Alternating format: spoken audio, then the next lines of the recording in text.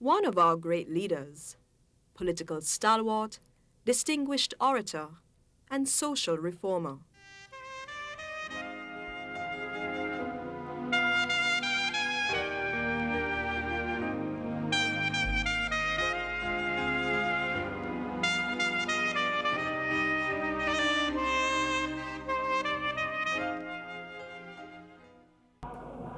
With a deep commitment to economic independence and social justice, Manley began a process of social and economic reform. A lot of changes have to take place in this country. A lot of changes.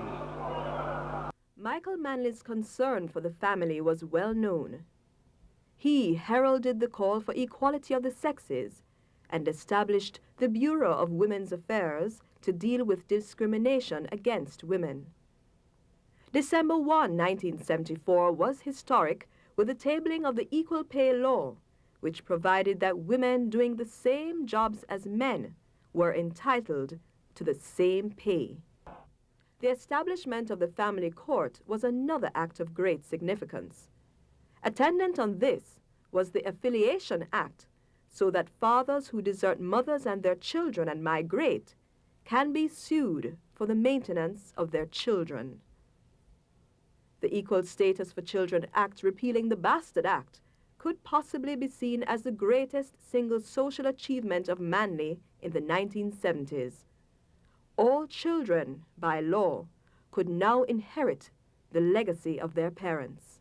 No bastard, no day again. No bastard, no day again. Everyone laughful. Everyone laughful. The establishment of a minimum wage was a plus for the working class. It stipulated that every man or woman entering into a contract of service must be paid a minimum wage and should not work for more than the prescribed maximum hours without getting overtime pay. Realize that employment is the most important single objective of government in this country.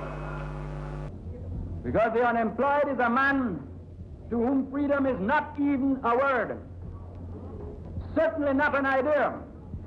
At the root of our policy in the future will be humanism, self-reliance, and economic nationalism to create a society of personal freedom founded in the security of the family and a true nation resting securely upon a foundation of economic independence. In short, a society of justice and freedom.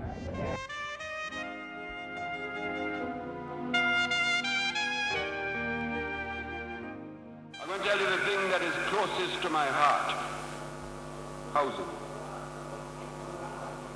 When a man and his loved one can look at a roof and know that it cannot leak,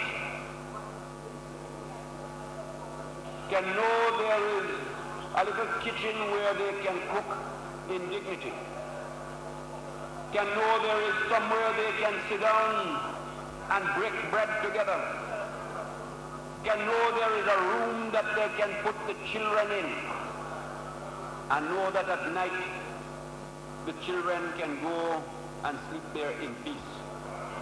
That when you have done that, you have started, you have laid the foundation for Christian life and for justice.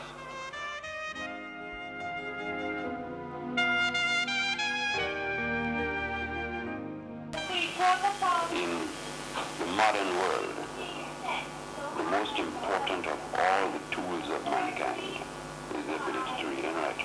Therefore, sir, I'm very pleased to announce that the government of Jamaica, commencing September of this year, is announcing a scheme for free secondary education in Jamaica.